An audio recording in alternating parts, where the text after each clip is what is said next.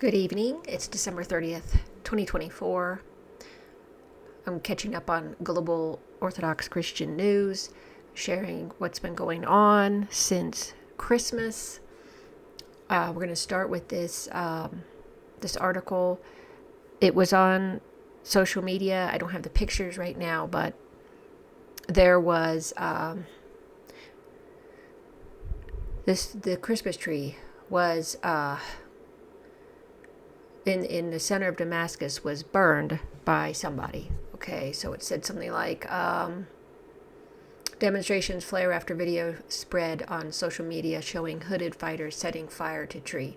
I can't get in there without signing in for some odd reason, but it was in the Syria. Hundreds protested in Christian areas of Syrian capital after Christmas tree burned. Okay, so apparently the new government said, oh no, we'll fix that, which they supposedly did the next day. In any case, we demand the rights of Christians. Oh, okay, so let's see. Christian areas of Damascus. Early on Tuesday, hundreds of demonstrators took to the streets to protest against the burning of a Christmas tree near Hama in central Syria. We demand the rights of Christians, protesters chanted as they marched through the Syrian capital towards the headquarters of the Orthodox Patriarchate in the Bab Sharki neighborhood. The protests come a little more than 2 weeks after an armed coalition led by Islamists toppled the government of Bashar al-Assad, who had cast himself as a protector of minorities in the Sunni majority country. A demonstrator who gave his name as Jorge, I don't know how to say it, Jorge, told AFP he was protesting over injustice against Christians. If we're not allowed to live our Christian faith in our country as we used to, then we don't belong here anymore. I have to disagree with him there that he thinks he doesn't belong there anymore. I mean, Christians have been in that area for a long, long, long time since Christ was on earth. So at least 2,000 years, about 2,000 years at least, that the Christians have been there. These are holy sites of Christians, there's many of them in Syria. So I wouldn't say that he doesn't belong there anymore, but maybe he's just meaning, well, because of what's going on, he was speaking emotionally. I don't know. But the protest erupted after a video spread on social media showing hooded fighters setting fire to a Christmas tree in the Christian majority town of, can't pronounce that name, near Hama. Now,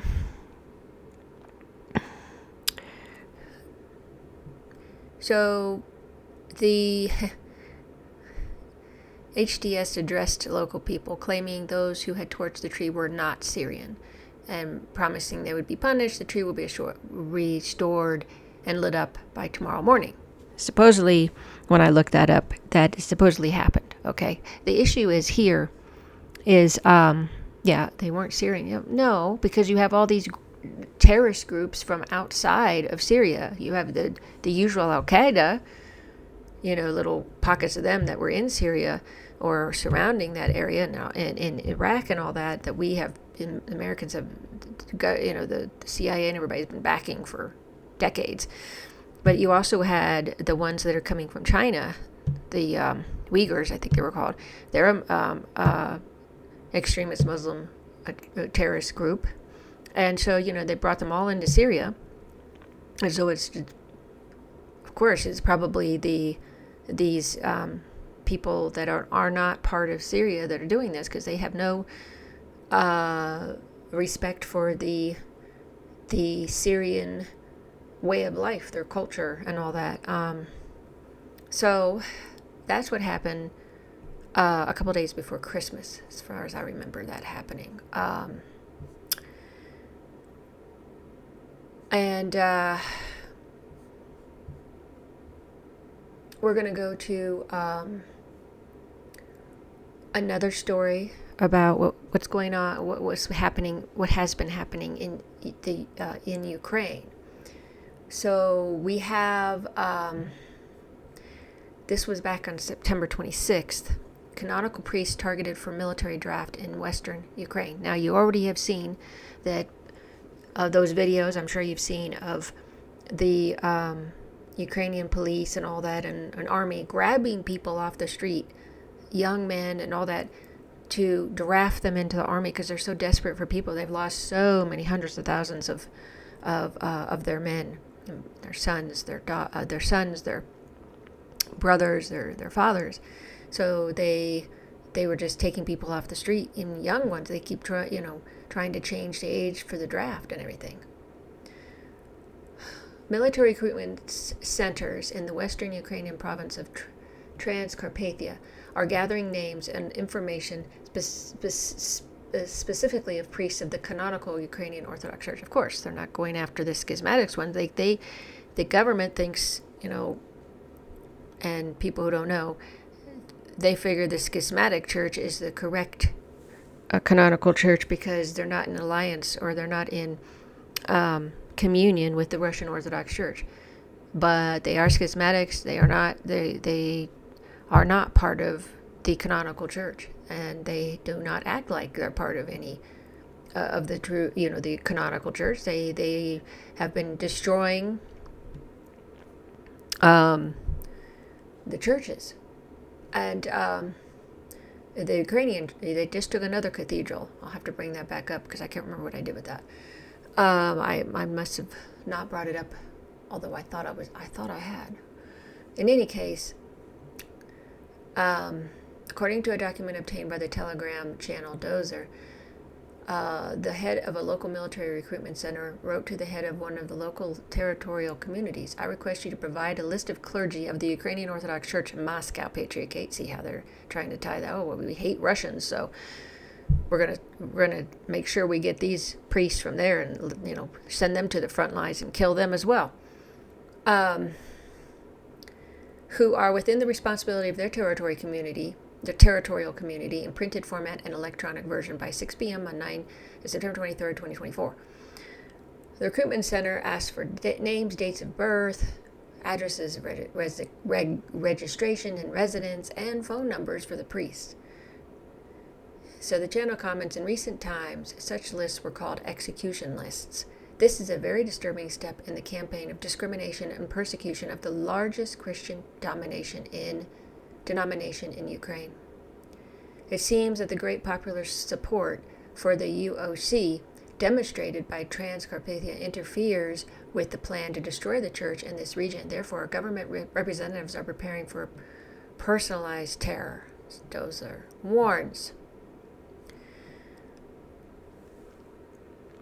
Earlier this month, reported by Ortho Christian, that Archimandrite Varlam Didenko of the Kust Diocese Holy Transfiguration Monastery in the village of Terablia, Transcarpathia province, was drafted into the army. And earlier this week, two UOC's priests, Archpriest Vasil and Father Stepan Guk, were seized by representatives of the local military recruitment center right after celebrating the Divine Liturgy, reports the Union of Orthodox Journalists. Hundreds of Orthodox faithful gathered outside the recruitment center protesting the move against the priests. The priests were eventually released, but ordered to return to their local recruitment centers later. Thank God for thank God for the faithful there that get involved and help, protest and stop this. They're supporting their churches and doing this. I don't see that here in the United States. Kind of just side note, kind of bothers me that we never, I know we're kind of dispersed here, but we're not an Orthodox country like Ukraine is, so it's going to be more of a embed traditional, deep in the roots and the heart of people there. So I went ahead and share that with you. Let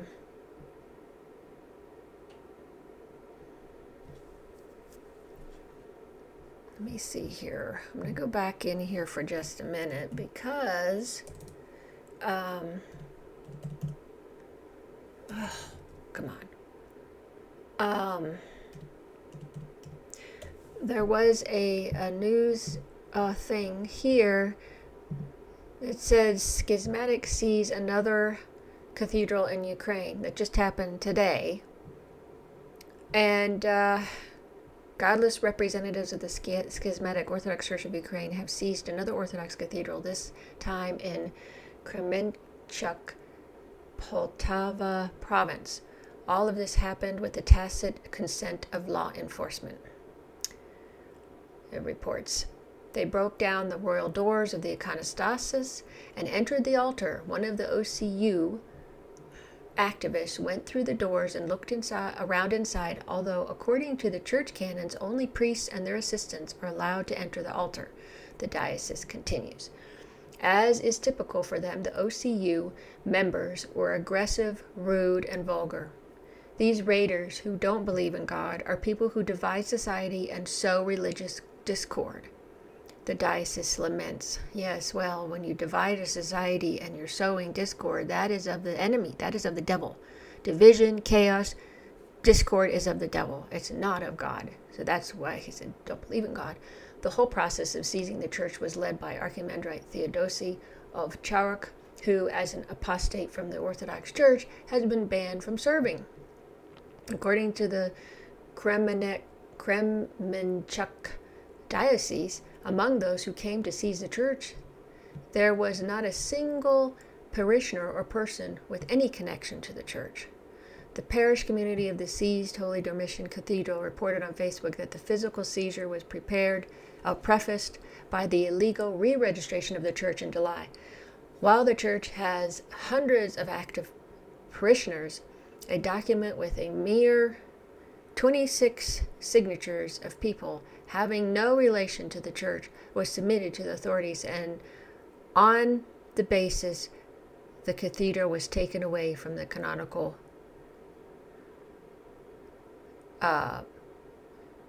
Ukrainian Orthodox Church. The church also writes about the state of the schismatic OCU in the area. Not far from the Dormition Cathedral, there's an OCU church that's constantly closed in a neglected state, both outside and inside. The territory is unkempt, and dirty rags hang on the windows. Liturgies are held once a week, for some reason starting at 12, and there are no evening services at all. This is the liturgical life of the OCU raiders. The Holy Dormition UOC religious community consists of several hundred parishioners, not 26 like the OCU.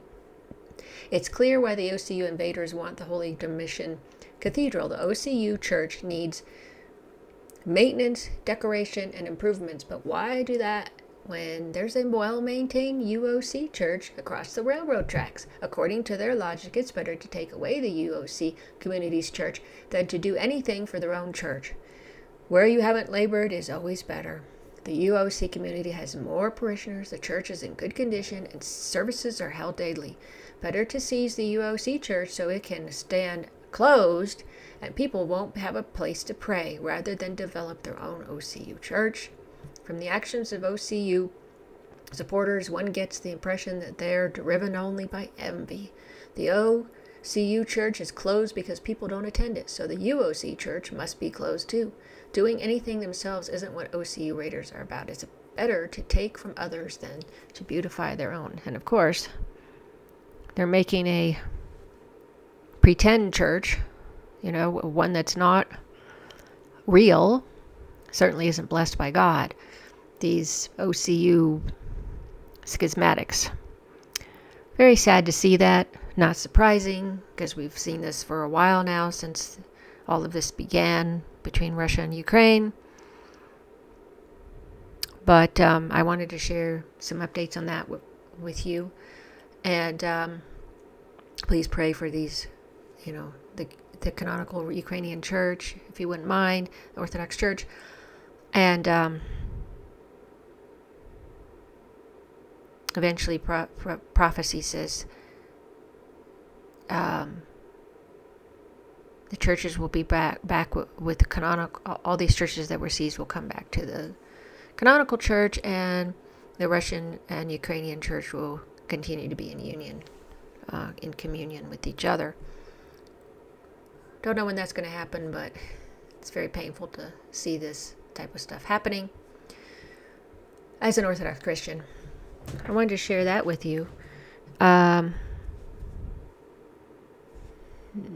see. I'm going to come back later with some other news. And bear with me. There's a few other stories here I want to share on the other side. And I will be back in a little bit. Thank you for watching. Please follow my channel. Please like my videos if you like them. Share my videos. Share my channel with others. Pass it along so that other people learn and discover my channel. I would really appreciate your help. And until next time.